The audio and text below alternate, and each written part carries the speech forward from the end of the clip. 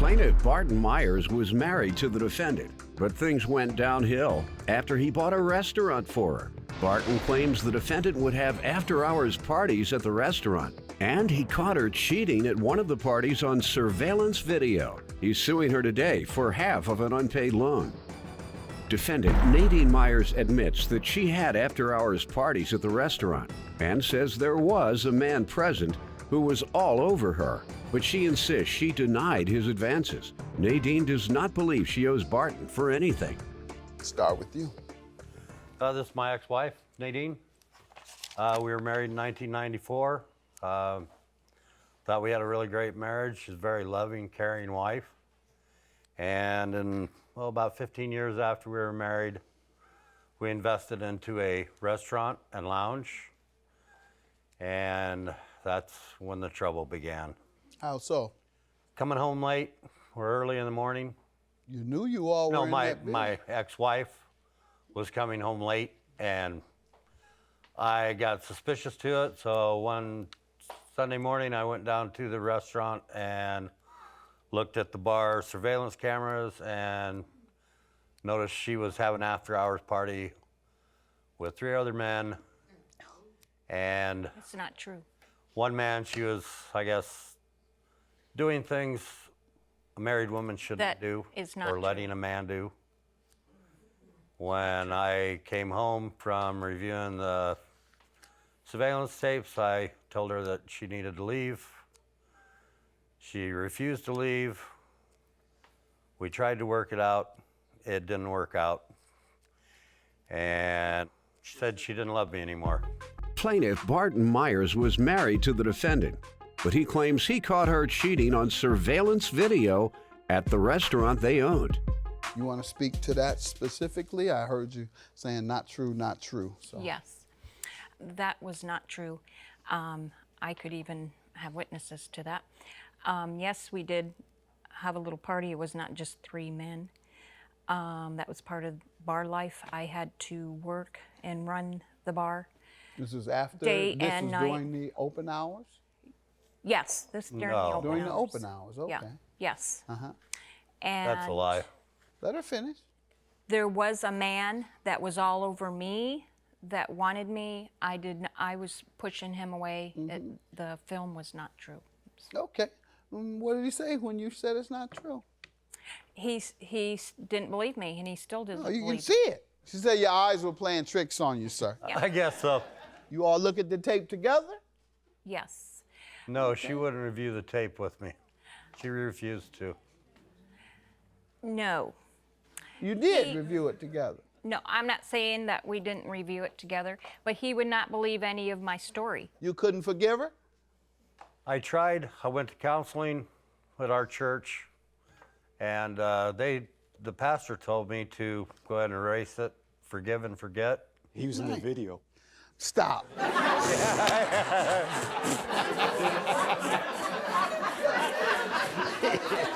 Erase it.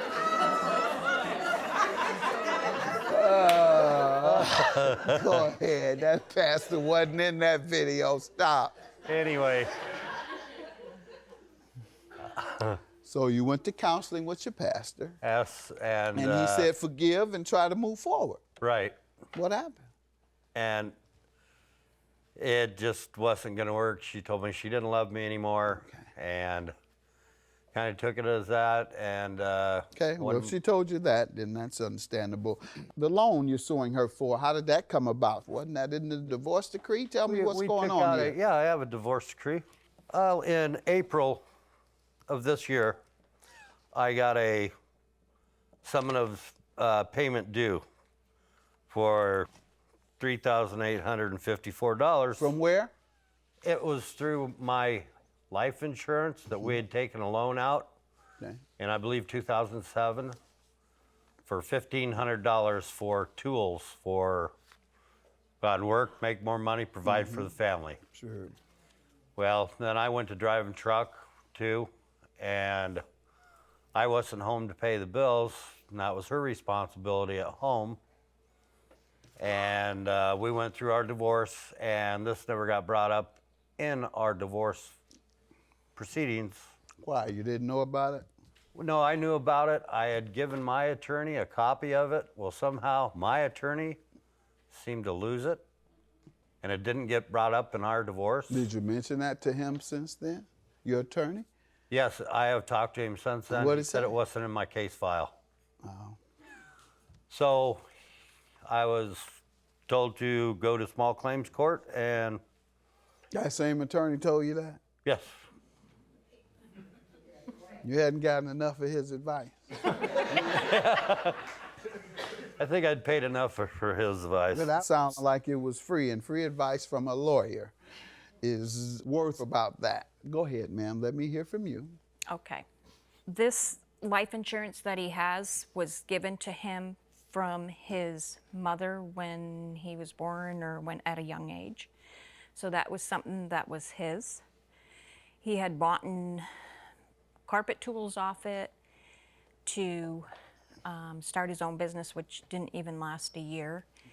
And also along in the divorce decree, he got to live in our house that was both of ours for 3.5 years. He stalled it.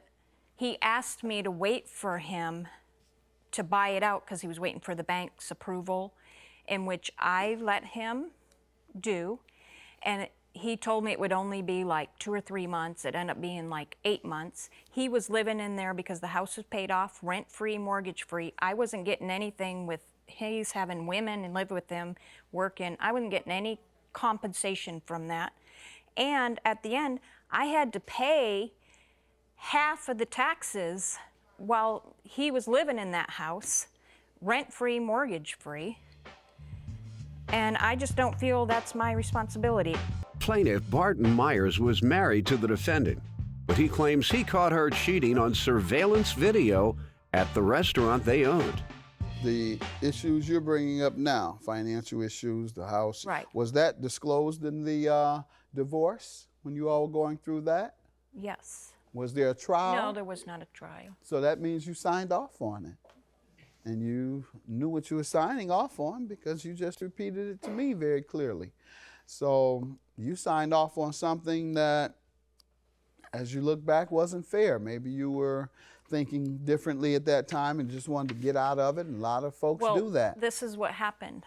I was making not very much money trying to support me and my son, and we had to discuss and make a decision so that I could be paid out. There was other bills too that came in after. Well, we can't rehash what went on during your divorce, but as I was saying, a lot of men and women during a divorce, they, due to their temperament at that time or their interest in just resolving this and getting out of it, they sign things and accept things that they later regret.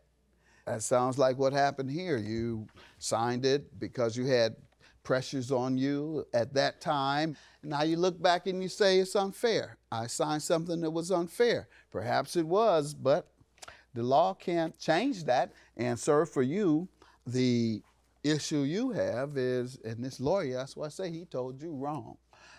You have to go back to the same divorce judge and amend your divorce petition and ask that it be reopened for the purpose of deciding who owes for the thing that was overlooked. As long as you can prove it was overlooked, however. If you're convinced that that lawyer overlooked it, you might want to write him a letter and say, hey, you know you overlooked this. I'm going to go to the Bar Association and make a complaint. And unless you straighten this out, I bet he'll straighten it out then. Because you have to answer to that Bar Association. Or you gave me advice that said go to small claims court, and that was not correct. I am supposed to go back to the judge to petition that he reopen the case for the purpose of determining the disposition of something that was overlooked in the original petition, and they do that routinely. Okay. So that would be my suggestion to you. In the meantime, I can't grant you the judgment as a result. All right? Okay. Good luck to you. Claim dismissed. Have a good day. He was not the man that I really thought he was when I was married, and I want to get into it anymore. But I feel the same way she does. I'm the same man that she married, but I don't think she's the same woman.